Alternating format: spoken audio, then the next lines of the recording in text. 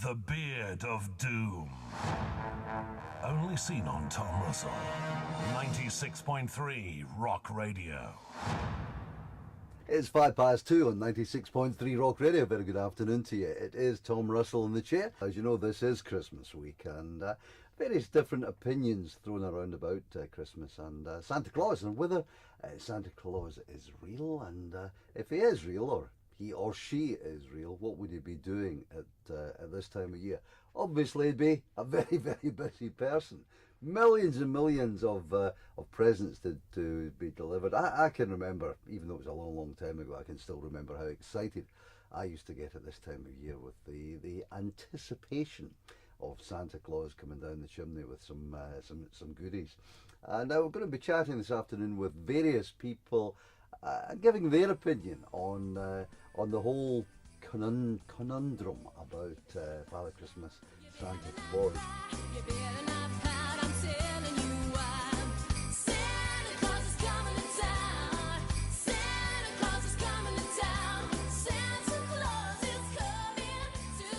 Tom Russell here on Rock Radio, and it is Christmas week, and of course some people think, Santa Claus, that's old hat. Some people think it all should be dropped and it's too over-commercialised. Personally, I don't. I've got kids, I've got grandkids, and as far as the family is concerned, I just think it's a brilliant time of year.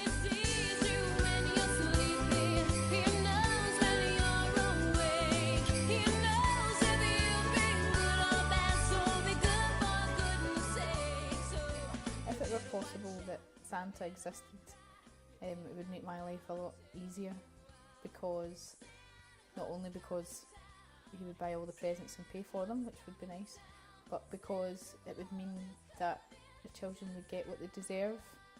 So the whole naughty nice list Santa's watching would actually have an impact on them, and they would behave in a way that would then get them the presents that they deserve according to how they've behaved.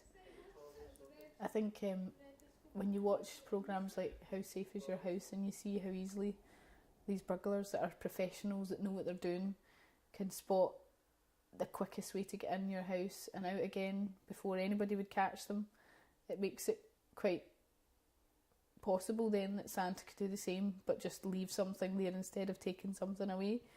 Even if you don't have a chimney, there's other ways of getting in. It's amazing how things change over the years. I remember as a young parent myself many years ago, the kids asking the questions, does Santa exist, Daddy? Does Santa exist? And of course you keep up the pretense for as long as you possibly can. Then they get to a certain age where it becomes doubtful, and then it gets to a certain age where, well, the pretense is over.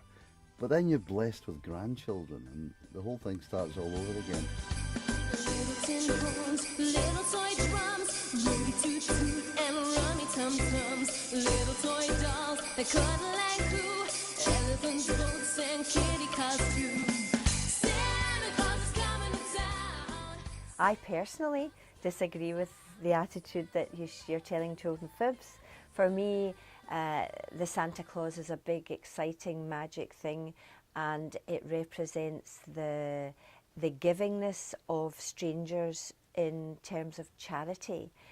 Some people who have money who give to people they don't know and they never see. It doesn't have to be family. To some extent, that's a representation of Santa Claus, and it's centred in one time, one seasonal time, one date. But in terms of Santa Claus, the one day of the year when somebody might give a present to somebody they don't know, or lots of people they don't know, is a magical thing. I believe that it's important for children to have a vivid imagination and to believe when they're little that all things are possible. And that means that the magic of Christmas and the stories about Santa and the stocking at the end of the bed are very important to how they develop and grow.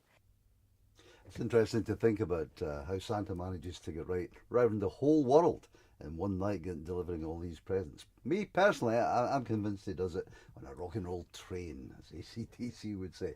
But Jonathan, he's a physicist, and he's probably got a bit more of a scientific opinion on how Santa manages to deliver umpteen million presents in the one night.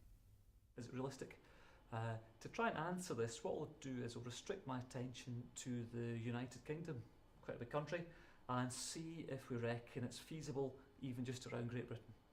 Is there a physical limit? And of course, you'll all be well aware of Einstein's theory of relativity.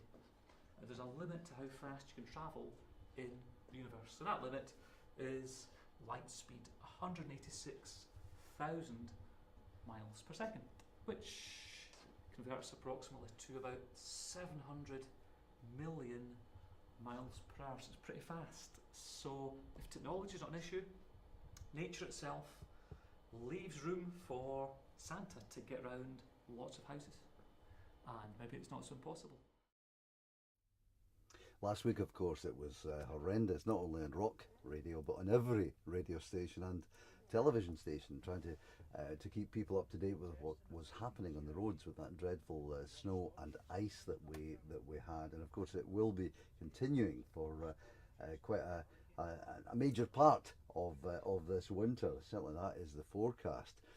I was lucky. I was stuck in the studio here playing good music. I was warm. I had the kettle and some sandwiches. But some people out there having to make deliveries. For example, the postman and women having to deliver in that snow over the Christmas period. It must have been absolutely horrendous. Christmas is probably one of our busiest times as delivery drivers. We don't do like, it will know like your Argos, or we do Chinese takeaways and stuff. It's quite difficult this time of year. You get a lot of deliveries, and you've got the roads conditions and all that to contend with. A busy night we could do about 40-50 deliveries. That's a nightmare. It's like really stressful, and that we're only focusing on a one area. Old Mr. Nick, he needs to go around the full world in one night and give people presents.